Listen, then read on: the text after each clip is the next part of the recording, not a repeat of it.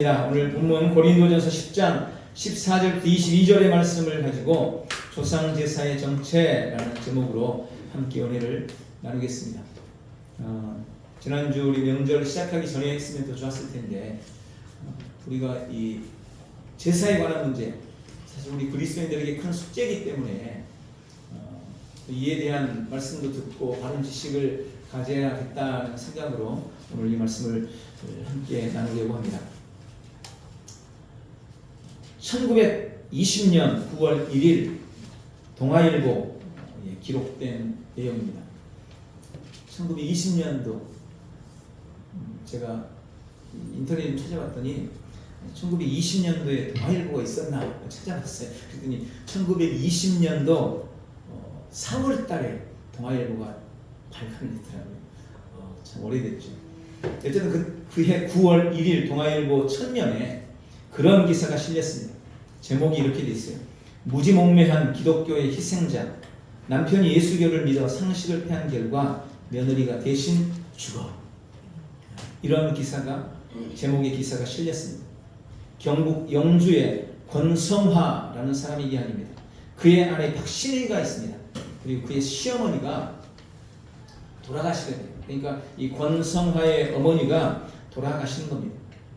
당시 일반 다른 사람들처럼 이 아내 박신의는 그 어머니를 기리기 위해서 아침 저녁으로 상을 차리고 죽은 어머니를 봉양합니다. 당신은 왜 그랬나 모르겠어요. 몇 달을 그렇게 하는 거예요. 그럴 즈음에 이 권성화라는 남편이 예수님을 믿게 됩니다. 그리고 권성화는 하나님의 말씀을 듣고 자기 아내에게 그렇게 얘기합니다.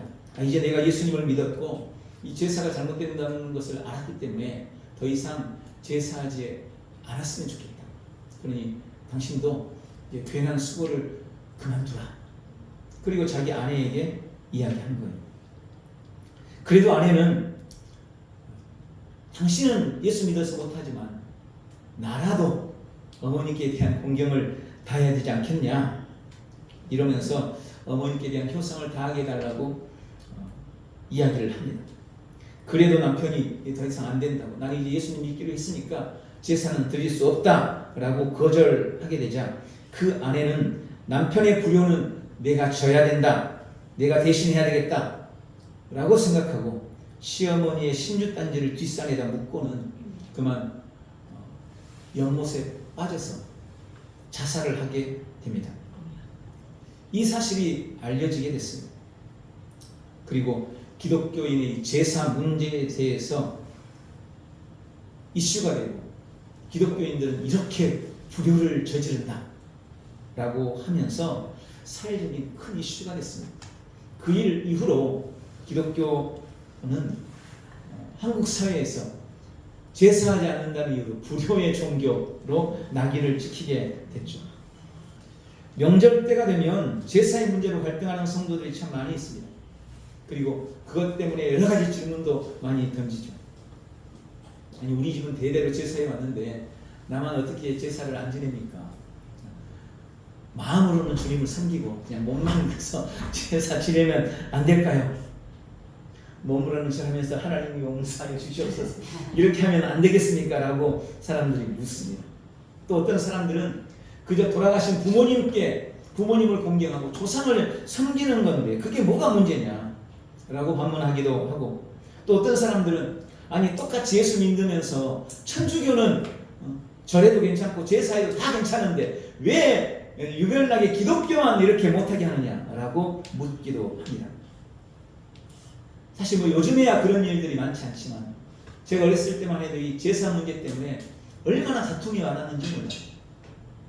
제가 기억이 나는 게 그래요.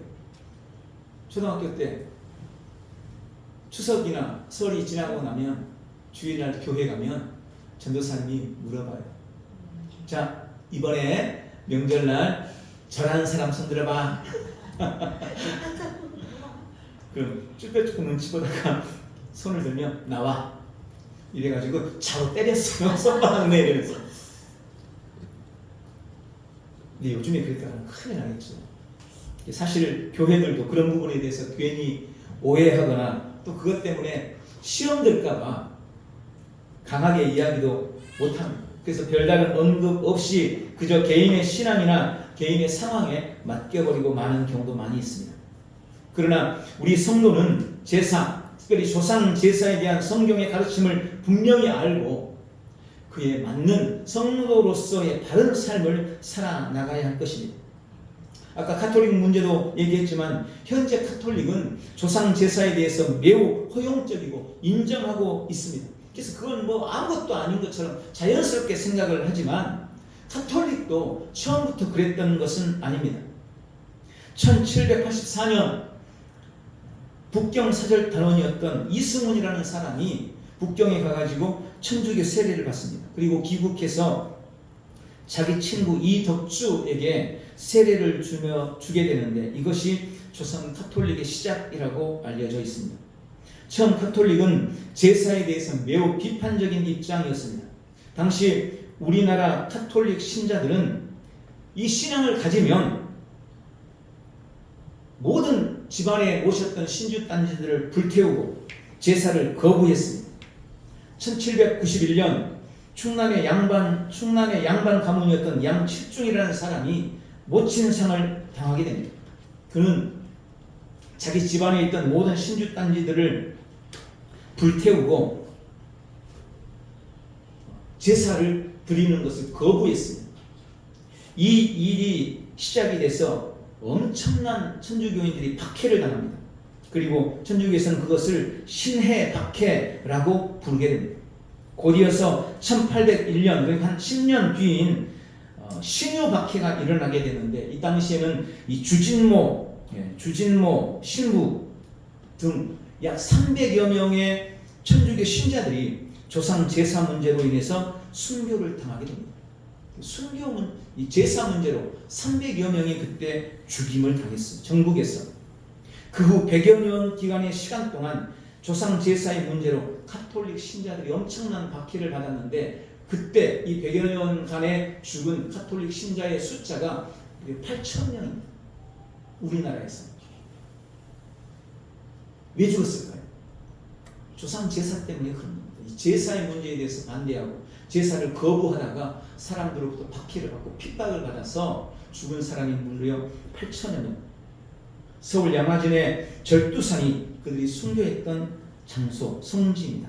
이렇듯 우리나라에 처음 초기 천주교가 들어왔을 때 가장 큰 박해의 이유는 제사 문제였습니다.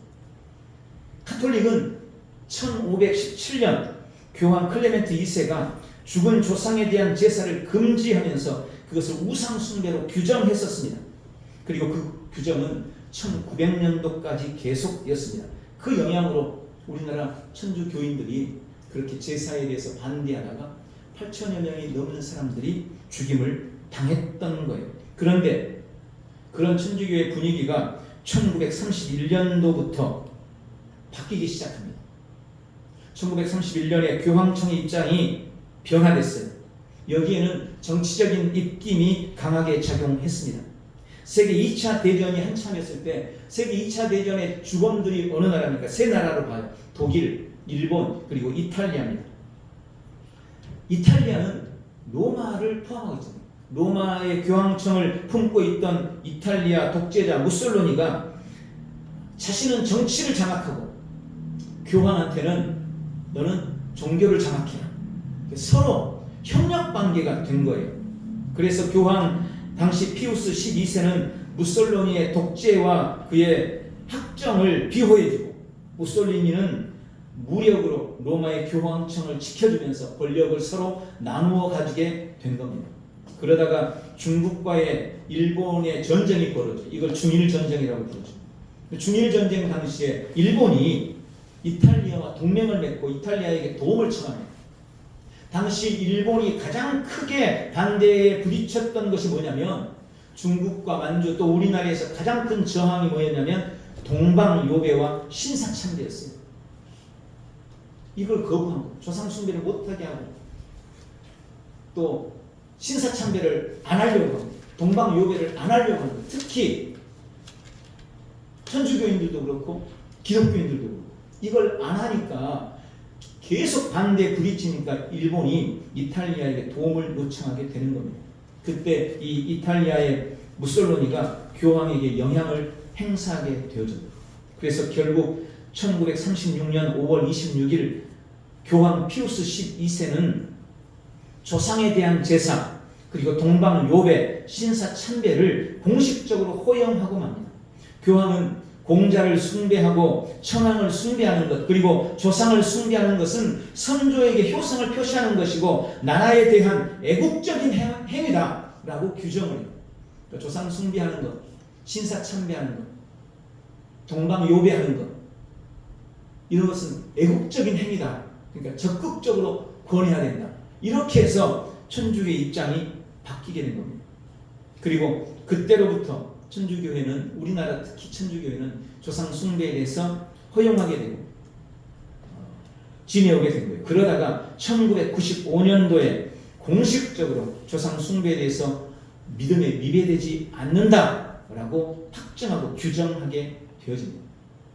그러니까 가만히 생각해 보십시오. 1930년도부터 천주교회가 우상 숭배가 아니다. 조상 제사는 우상 숭배가 아니다. 라고 규정해 버렸는데 그러면 그 전에 200여 년 기간 동안 우상 숭배라고 제사를 거부하고 조상 숭배를 거절하다가 순교당한 8,000명들은 어떻게 되는 거겠지? 8,000명의 이 가톨릭 신자들, 순교당한 가톨릭 신자들은 아마 지금 가톨릭을 보면 기가 막혀서 땅을 치고 있을 겁니다. 그럼 우리 개신교는 어떤가? 개신교는 전래 이후로부터 신앙의 순수성을 강조하면서 조상 제사를 거부했습니다. 1890년대 초에 우리나라에 기독교가 처음 들어오고 성도들이 세례를 받기 시작할 때 모든 성도들은 세례를 받기 위해서 7가지 서약을 해야 했는데 그 중에 한 가지가 바로 조상 제사를 하지 않겠다는 것이었습니다. 그러니까 세례를 줄 때 나는 조상 제사 하지 않겠습니다 라고 서약을 해야만 세례를 받을 수가 있었어요. 물론 장로교 총회가 신사 참배를 가결하는 그런 결의를 하는 그런 여러 가지 잘못을 저지르기도 했지만 한국 교회는 처음부터 차례를 지내는 조상 제사를 거부했고 대신 그 명절 때 또 제사 일에는 수도 예배라고 해서 조상을 그냥 기억하고 드리기는 하나 예배는 하나님께만 올려드리는 것이다. 이렇게 해서 추도 예배로 대신하도록 했던 것입니다. 자, 그러면 왜 우리 교회는 개신교는 조상 제사를 거부하는 것일까요? 성경은 이에 대해서 뭐라고 말씀하고 계실까요? 우리가 성도로서 성경이 제사를 어떻게 말씀하고 있는지 알아야 하는데 그것을 오늘 몇 가지로 살펴보려고 하는 것입니다. 먼저 제사는 우리가 알고 있는 것처럼 미풍양속이 아닌 유교의 종교의식이며 우상 숭배라는 것을 기억해야 합니다. 조상에게 제사하는 것을 대부분의 사람들이 우리나라의 오랜 전통이고 미풍양속이라고 생각합니다. 그러나 여러분 제사는 결코 우리나라의 고유의 전통도 아니고 미풍양속도 아닙니다. 제사는 우리나라 것이 아닙니다. 제사는 고대 중국의 왕족 제사에서 유래됐습니다. 그러니까 중국에서도 왕족들을 기리기 위해서 왕족들에게 제사하는 일이 있었는데 거기서부터 유래한 겁니다. 중국에도 민간에 퍼지지 않았던 것이 이 제사 의식이었습니다. 그들은 왕족들에게 제사를 지내면서 그들을 신격화했어요. 그러다가 춘추 전국 시대에 접어들면서 유교의 영향이 커지고 모든 인간은 조상들로부터 비롯되었다라는 이 조상 숭배 사상이 점점 보편화되기 시작했고 AD 1200년경에 중국 송나라의 주자라는 사람이 제사 의식을 체계화하게 됩니다. 그것이 바로 성리학이에요.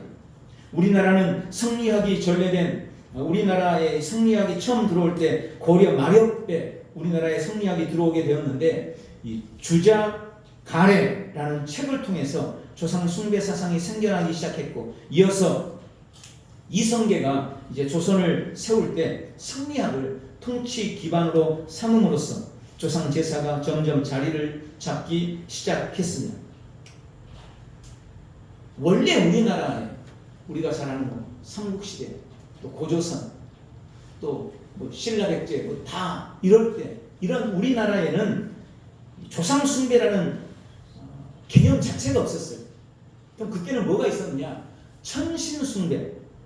그래서 이 제천 의식, 제천, 하늘을 섬기는, 하늘의 제사는 이런 사상이 우리나라에 자리를 잡고 있었습니다. 그래서 학교에서 배웠던 부여의 영고라든지 고구려의 동맹이라든지 동해의 무천, 이 모든 것들은 우리 민족에게만 있었던 하늘에 대한 숭배, 천신에 대한 숭배 사상인 것을 볼 수 있습니다. 조상 숭배는 어디에도 없었어요. 그런 개념 자체가. 또 삼국시대나 고려시대는 종교가 불교였기 때문에 아예 제사를 드리지 않았습니다. 우리나라 많은 사람들이 우리는 불교기 때문에, 우리 집안은 불교기 때문에 제사 지내, 이렇게 이야기해요. 그런데 여러분, 놀랍게도 불교에는 제사가 없어요. 원래. 왜 그럴까요? 원래 불교도 사실 윤회가 아니지만 불교의 가장 기본적인 사상이 윤회 사상이에요. 사람이 죽으면 다른 곳으로 태어나요. 아니, 죽어가지고 이미 다른 걸로 태어나 버렸는데 뭘 제사를 하고 있어요? 그러니까 불교에는 원래 제사라는 것 자체가 없는 겁니다. 또 성리학과 유교가 뿌리내린 조선시대에도 사실 제사가 민간에 퍼진 게 아니었어요. 그냥 중국의 왕족들이 했던 것을 본따서 우리나라가 원체 중국에 대해서 그냥 우러러보잖아요. 큰 산, 중국이 이러면서. 그런 사상, 사대주의가 있었잖아요. 그러니까 중국 걸 다 받아들인 거예요. 그래서 왕족들 제사가 있었어요. 우리나라에 왕족들 제사. 그 왕족들만 제사를 지냈고 권력층에서만 그런 제사 문화가 공유되고 있었던 것입니다. 이 일반인들에게는 제사 문화가 전혀 없었어요. 그런데 조선 말기경에 어떤 일이 벌어집니까? 임진왜란이 일어나죠. 병자호란이 일어나죠. 이러면서 엄청난 사회 대폭풍이 일어나요. 사회 구조가 막 무너지는 겁니다. 그럴 때 상민들이, 돈 있는 상민들이 족보를 만들었어요. 우리도 상민에서 벗어나서 이제 양반이 되고자 해가지고 족보를 만들기 시작을 하고, 여러분 언젠가도 제가 말씀드렸는데 그 당시에는요, 사람들이 성이 없어요. 성이 없어요. 그냥 다 이름만 갖고 있어요. 그런 사람들이 태반이었어요. 성은 저기 왕족들, 완전 높은 귀족들이나 가지고 있었지 일반인들은 아예 성이라는 게 있지도 않았어요. 그런데 그때 병자호란이라고 임진왜란이 일어나고 사회 구조가 무너질 때 사람들이 너도 나도 족보를 만들면서 김, 이, 박 이게 엄청나게 만들어진 거예요. 그리고 나도 우리 집도 양반의 가문이야, 이걸 드러내기 위해서 제사를 드리기 시작한 겁니다. 야, 양반들은 제사 지낸대. 왕족들은 제사 지낸대. 그러니까 우리도 양반 행사하려면 제사 지내야 돼. 이렇게 해서 족보를 만들고 제사를 지내기 시작한 거예요. 언제부터요? 조선 말기부터. 그러니까 이게 오래된 게 아니에요, 제사가. 그런데 우리는 이게 무슨 고유의 우리나라 예전부터 내려온 전통이고 무슨 민풍양속인 것처럼 착각하고 있는 것입니다. 그리고 말씀드렸지만 불교는 애초에 제사가 없어요. 내세관이 제사가 없는 내세관이에요. 근데 유교의 내세관은 약간 다릅니다. 불교는 죽고 나면 다른 것으로 태어나지만 유교는 죽으면 그 혼령이 구천을 떠돈다고 그런 이 사상을 가지고 있어요. 그럼 어떻게 그 구천에 떠도는 조상들이 머무느냐? 제사를 통해서 머문다는 겁니다. 그것도 누가 제사해야 돼요? 아들이 제사해요. 아들만 제사할 수 있어요. 여러분, 고려시대까지는 사람이, 부모님이 죽으면 그 유산을 자식에게 물려줄 때 딸들에게도 똑같이 나눴어요. 고려 때까지는 딸들에게도 똑같이 유산을 나눴다고요. 이게 제가 한 말이 아니고 역사가 그렇게 밝히고 있어요. 그때는 남녀차별이 심하지 않았어요. 그런데 언제부터 남녀차별이 심해졌느냐? 조선시대 뭐로부터 시작해서 유교 문화 때문에, 특히 뭐 때문에? 제사 때문에. 다른 제사를 안 지내요. 그리고 집 가버리면 끝이야. 그 집 제사 지내. 그러니까 내가 죽어서 밥 얻어먹을 자식은 누구예요? 내 아들인 거야, 아들. 딸은 내가 죽으면 나한테 밥 한 끼 못 해줘. 그래서 그때부터 아들에 대한 집착이 시작되고 남아 성호 사상이 사회에 퍼지기 시작한 겁니다. 그래서 딸들에게는 그때부터 유산도 안 주는 거예요. 이처럼 제사는 유교의 종교 의식이에요. 이것은 명백한 우상 숭배입니다. 그런데 여러분 밖에 나가서 사람들한테 물어보세요. 당신 종교가 뭡니까? 이러면 기독교, 천주교, 불교는 있어도 나는 유교를 믿어요. 이런 사람 본 적 있습니까? 유교 믿는 분 보신 분 계세요? 뭐 특별하게 무슨 성경관에 있는 사람들 아니고는 유교 믿는 사람은 없어요. 자기는 불교기 때문에 제사 지낸다고 이러는 건 뭔가 크게 착각하고 잘못 알고 있는 것입니다. 유교도 아니면서, 유교 종교도 안 믿으면서 제사 의식에 그렇게 목을 메고 있는 것은 매우 우스운 일이라는 것입니다. 제사는 우리나라의 미풍양속이 아닙니다. 그저 유교의 종교 의식이며 우상 숭배에 불과하다는 것을 깨달으시기를 축복합니다. 두 번째, 제사는 효도하는 것이 아니고 마귀와 교제하는 것이라고 성경은 말씀합니다. 사람들이 제사를 지내는 가장 큰 이유를 효 때문이라고 생각합니다. 제사하면 효도하는 거다, 이렇게 생각해요. 그러나 그것은 매우 잘못된 것입니다. 그것은 잘못된 학습의 결과인 것입니다. 유교에서는 효자로서의 부모를 섬기는 세 가지 도가 있습니다. 부모를 섬기는 세 가지 도. 첫 번째, 살아계실 때 봉양하는 것. 이 살아계실 때 봉양이라는 것은 내가 모신다는 이런 의미입니다. 두 번째, 돌아가시면 상복을 입는 것. 그리고 세 번째, 초상이 끝나면 제사를 드리는 것. 이거 세 가지예요. 그러니까 유교에서 부모 경교, 공경, 효에 대한 이야기를 할 때 세 개 중에 두 가지는 뭐예요? 부모가 죽은 다음에 하는 거예요.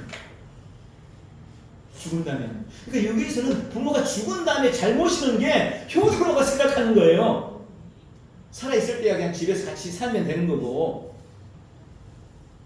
돌아가신 다음에 죽으면 없는 돈 들여가지고 배옷 해서 입고 상복 잘 차려입고 그리고 제사 잘 지내는 것, 이것을 효라고 보는 것입니다. 그래서 맹자는 뒤를 이을 아들이 없이 제사가 끊기는 것이 불효 중에서도 가장 큰 불효다. 이게 맹자가 한 얘기예요. 유교를 철저하게 신봉했다. 제사가 끊어지면 그 혼령이 영원히 죽는다라고 생각을 했기 때문에 제사 지낼 아들이 없는 것이 가장 큰 불효인 거예요. 그래서 아까 말씀드린 것처럼 남아 선호 사상, 바로 이때부터 시작이 됐던 겁니다. 딸들은 제사 안 지내니까. 그에 비해 기독교는 진짜 효의 종교입니다. 부모 공경은 기독교의 교리인 하나님의 말씀, 성경에서 가장 중요하게 말씀하고 있습니다. 첫 번째 계명이 뭡니까? 그것이 바로 부모 공경이라고 말씀하세요. 예배소서 6장 2절에 내 아버지와 어머니를 공경하라. 이것이 약속이 있는 첫 계명이다. 여러분, 부모 공경이 성경이 말씀하시는 약속이 있는 첫 계명이라고 말씀하십니다. 출애굽기 2장 12절, 신명기 5장 16절, 레위기 19장 3절, 잠언서 23장 25절, 골로새서 3장 20절, 디모데전서 5장 1절 2절, 신명기 21장 27장 등등 수많은 성경에서 부모님에 대해서 공경하고 순종하고 예의를 갖추어야 될 것에 대해서, 부모님을 대접하고 섬기고 따르고 사랑하고 좋아하고 즐겁게 되고 기쁘게 해드릴 것에 대해서 계속해서 말씀하고 있습니다. 심지어 부모에 대해서 욕하고 부모를 때리는 자는 반드시 돌로 쳐서 죽이라고까지 말씀합니다. 부모 공경에 대해서 가장 강한 입장을 취하는 것이 뭐냐? 성경입니다. 기독교입니다.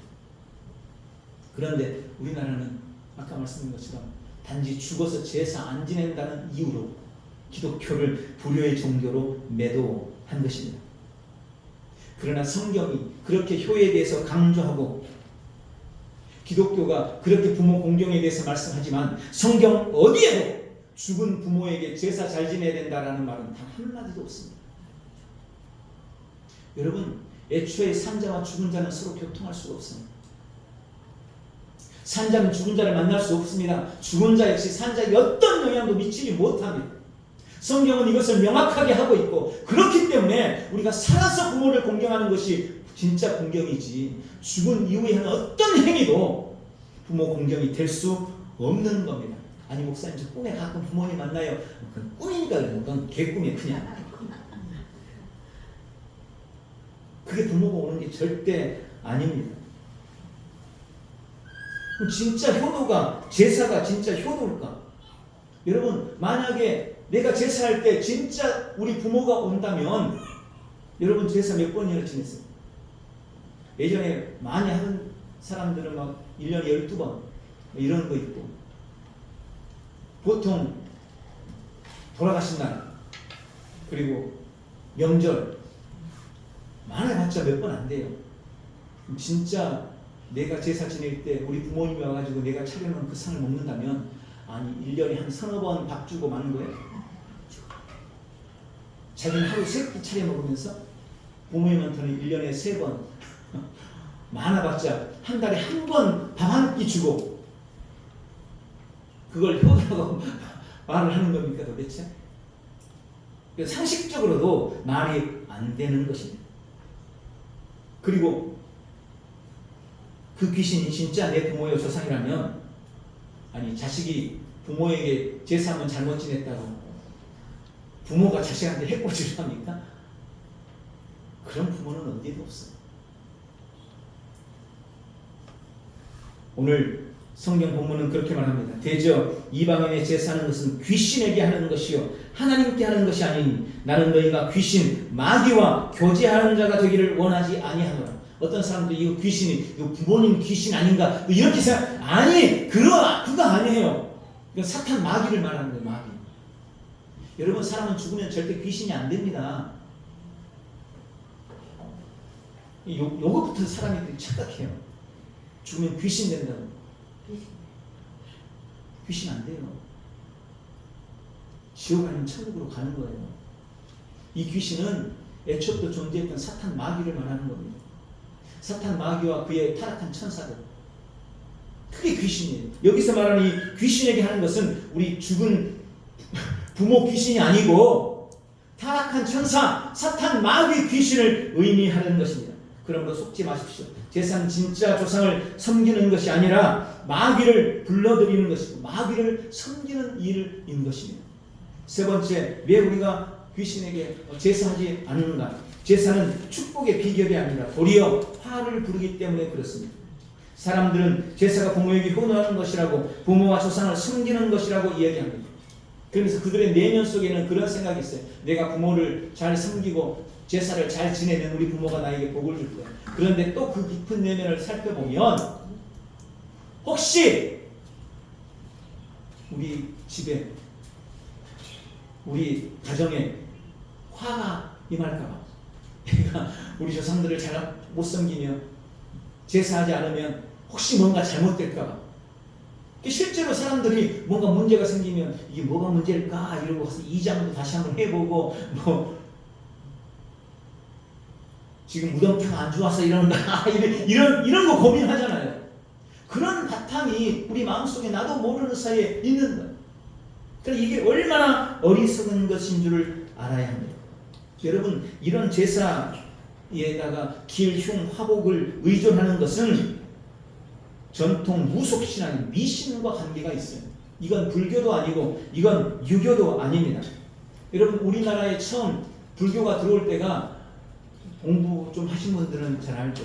워낙 이건 많이 들었던 거라. 신라의 법흥왕 때 우리나라에 불교가 처음 들어왔어요. 그런데 신라 법흥왕이 불교를 받아들이는 결정적인 이유가 있습니다. 당시 무속신앙이 너무나 팽배했어요. 사회에. 이 점쟁이한테 찾아가가지고 자기 어떻게 될 건지 묻고, 이런 게 너무 편만에 있으니까, 이게 도대체 사람들이 거기에 너무 의존하고 있으니까 왕이 생각할 때 이제서는 안 되겠다. 이건 우리 나라가 망하겠다 싶어서 고등 종교인 불교를 받아들이기로 한 겁니다. 불교가 들어오면 이런 무속신앙이 좀 사라지겠지. 그런데 착각한 거죠. 불교가 들어왔는데 얼마 지나지 않아서 불교가 무속 종교하고 똑같이 섞여버렸어요. 여러분 그렇습니다. 점집에 가보세요. 아니 무당이 스님입니까? 무당이 중인가요? 아니에요. 무당은 부처와 아무 상관이 없어요. 석가모니와 무당은 아무 상관이 없어요. 그런데 무당집에 가면 뭐가 있어요? 한 가운데 석가모니가 딱 앉아 있어요. 뭐 이상한 거잖아요 지금. 나중에 유교가 들어왔어요. 유교도 조선에서 이성계가 유교를 받아들인 것은 불교의 영향권이 커졌기 때문이에요. 그래서 불교를 누리기 위해서 유교를 받아들인 겁니다. 그런데 나중에 또 어떻게 됐어요? 불교와 유교와 무속신앙이 또 짱구가 되어버렸어요. 그래서 지금은 불교가 제사 지내고 유교도 같이 제사 지내고 무속에서도 제사 지내고 어떤 데 가보면 스님을 모셔다가 제사 지내는 줄 알았는데 알고 봤더니 스님이 아니래. 뭐하는 사람이 도사예요. 이런 게 완전히 짬뽕이 돼가지고 섞여가지고 그렇게 지금 전해져 내려오고 있는 것을 우리는 알아야 합니다. 어쨌든 불교든 유교든 아니면 무속이든 제사의 가장 기본적인 요구는 뭡니까? 복을 구하는 거죠. 그런데 생각해 보십시오. 앞에서 말씀드린 것처럼 제사가 우상 숭배요. 우리가 섬기는 그 귀신이 조상이 아니라 말 그대로 사탄 마귀 귀신이라면 그 제사는 엄청난 화를 불러들이는 것이에요. 왜요? 사탄은 처음부터 거짓말하는 자예요. 속이는 자예요. 도둑질하고 죽이고 멸망시키는 자이기 때문에 그렇습니다. 여러분 요즘에는요 많은 사람들이 많은 미디어에서 귀신을 좋은 것처럼 포장을 해요. 그런 게 너무너무 많아졌어요. 그러나 속지 마십시오. 선한 귀신은 없습니다. 좋은 귀신은 없습니다. 애초부터 귀신은 도둑질하고 죽이고 멸망시키는 자일 뿐인 겁니다. 이 많은 사람들이 자기 조상 임내에 생각하고 있는 귀신을 불러서 그들에게 뭔가 도움을 받으려고 하고 복을 받기를 원하는 거예요. 그러나 절대 그렇지 않습니다. 시편 106편 28절 29절에 그렇게 말씀합니다. 그들이 또 부올의 바알과 연합하여 죽은 자에게 제사한 음식을 먹어서 그 행위로 주를 경록케 함으로써 재앙이 그들 중에 크게 유행하였도다. 우리나라만 그런 게 아니에요. 이스라엘도 이런 일들이 있었어요. 죽은 자기 조상들에게 제사하는. 그런데 하나님이 뭐라고 합니까? 그걸 엄청나게 싫어하셨다는 거예요. 주님이 그것을 경노하셨다라고 말씀하십니다. 그래서 도리어 재앙이 임했다는 것입니다. 여러분 분명히 아십시오. 제사는 전통의 미풍양속도 아니고 그저 유교의 종교의식 우상 숭배에 불과합니다. 부모님께 효도하는 것이 아니라 마귀와 귀신과 교통하고 교제하는 것이 되고 맙니다. 축복의 길이 아니라 도리어 화를 부르는 길인 것을 깨달으시기 바랍니다. 우리는 이런 진실 앞에 설 수 있어야 됩니다. 그럼 우리가 이 사실 앞에서 앞으로 우리가 다가와 맞이해야 될 그런 명절들에 대해서는 어떻게 보내고 어떻게 지내야 될까요? 명절을 우리는 어떻게 보내야 될까요? 한 세 가지로 짧게 말씀을 드리겠습니다. 먼저 모든 명절들을 하나님을 예배하고 섬기는 기회로 삼으시기를 바랍니다. 물론 돌아가신 부모님을 추억할 수 있고 조상들을 기억할 수 있습니다. 그들을 기리는 것이 결코 나쁜 것은 아닙니다. 산소도 잘 가꿔야 되고 벌초하는 그런 책임들도 다 잘 감당해야 합니다. 그러나 제사의 문제는 그것과 다른 것입니다. 우리는 제사에 대해서 분명한 결단을 가지고 있어야 합니다. 때로는 제사 문제 때문에 오해를 받기도 하고 때로는 제사 지내지 않았다는 이유로 유산을 상속받는데 물려받지 못하게 배제되기도 하고 그런 어려움을 겪기도 합니다. 그런 사람들도 제가 많이 봤습니다. 그러나 그럼에도 불구하고 우리는 제사에 대해서 분명한 결단을 해야 합니다. 단호하게 거절하는 것, 그것이 축복의 시작이라는 것을 믿으시기 바랍니다. 도리어 우리는 명절 때를 하나님을 예배하고 섬기는, 또 주님을 전하는 그런 기회로 삼으시기 바랍니다. 두 번째, 우리는 살아계신 부모님께 효를 다해야 됩니다. 누구라도 복을 원하죠. 말씀드렸잖아요. 제사하는 가장 큰 이유는 복을 받기 위함이라. 우리가 복할 때 가장 먼저 떠오르는 것이 뭡니까? 건강하고 오래 사는 것, 그리고 하는 일마다 잘 되는 것. 아니, 그것보다 더 좋은 일이 어디 있어요? 누구나 그런 복을 받아요. 그런데 성경에 보면 그 복을 받는 완전한 길, 명쾌한 해답이 나와 있습니다. 에베소 6장 2절 3절입니다. 네 아버지와 어머니를 공경하라. 이것이 약속 있는 첫 계명이니 이로써 네가 잘 되고 땅에서 장수하라. 그래서 네가 잘 된다 이 말은 형통할 것이라는 말입니다. 땅에서 장수한다는 말은 그냥 길게만 산다는 것이 아니라 건강하게 산다는 말입니다. 여러분, 어떻게 할 때요? 네 부모님을 공경할 때, 네 아버지와 어머님을 공경할 때. 여러분, 매우 단순한 약속입니다. 우리가 부모님을 공경하는 것, 아니, 살아계실 때, 아니, 죽은 다음에는 아무것도 못한다니까요. 살아계신 부모님을 공경하는 것이 우리가 복을 누리는 최고의 비결인 것을 기억하시기 바랍니다. 세 번째, 믿음이 다른 분들을 인내하고 기도하며 축복하시기 바랍니다. 제사 문제는 그저 나만 작정하고 결단한다고 되는 일이 아닐 수 있어요. 내가 미치는 영향력이 우리 가정에서 별로 안 될 수 있습니다. 내가 막내거나 내가 중간이거나, 아니, 장남이 예수님을 안 믿으면 참 그런 게 갈등이 되잖아요. 서로 부딪히게 되잖아요. 그럴 때 난 제사 지냈다니까 상어커버리고 뛰쳐나와버리지 말고 인내하면서 지혜를 발휘해야죠. 또 다른 신념을 가진 사람들을 이해해주고 그들을 위해서 기도하는 기회로 삼아야 될 줄 믿습니다. 우리가 오랜 동안 신앙생활을 하면서도 여전히 그 문제 때문에 고통당하고 해결하지 못하는 분들이 가끔 있어요. 우리가 그런 분들도 충분히 이해해야 합니다. 그들을 위해서 기도하고 그들이 그 가정이 제사의 풍습, 악한 풍습을 끊고 하나님께 예배하는 자들이 되기를 위해서 기도해 줄 수 있는 그런 은혜가 있기를 주님의 이름으로 축복합니다. 강원도의 한 산골에 예수 잘 믿는 며느리가 시집을 갔습니다. 예수를 잘 믿다 보니까 제사하는데 참여를 안 하고, 그러다 보니까 이 집안 식구들이 늘 불만입니다. 시아버지가 때만 되면 며느리한테 아이고 집안에 사람이 잘못 들어왔고 제사밥도 못 얻어먹게 생겼다 이러면서 계속 이 며느리에게 투정을 하는 겁니다.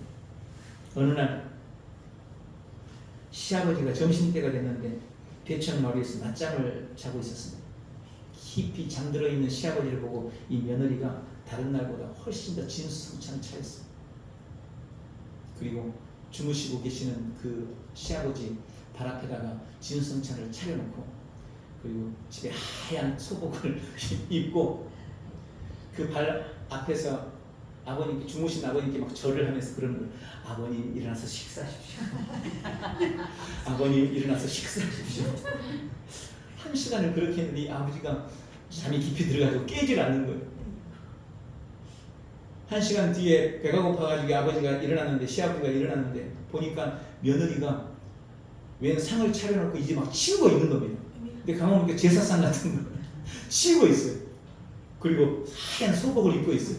그럼 이 시아버지 갑자기 화가 이만큼 나는 겁니다. 도대체 저놈의 며느리가 드디어 저 시아버지 죽으라고 제사를 지냈구나.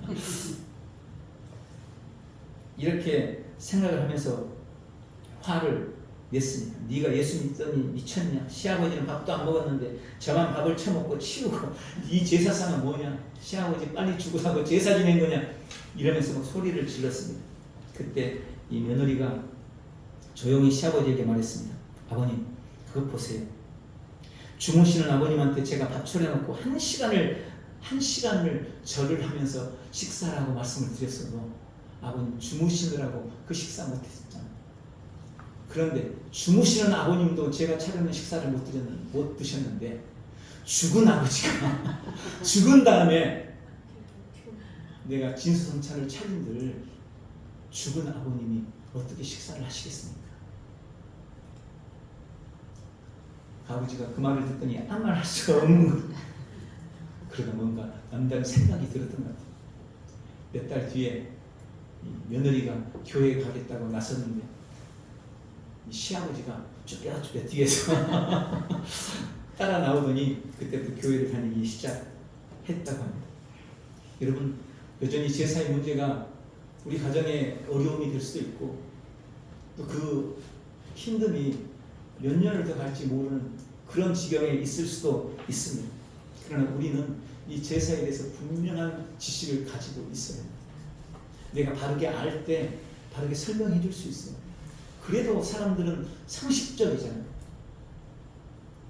제사가 결코 부모를 공경하고 섬기는 것이 아니라는 사실 오늘 깊이 깨닫고 지혜를 구하셔서 가정이 정말 제사가 아닌 하나님 앞에 예배하는 그런 명절들로 새로워지는 놀라운 역사가 있기를 예수님의 이름으로 축복합니다.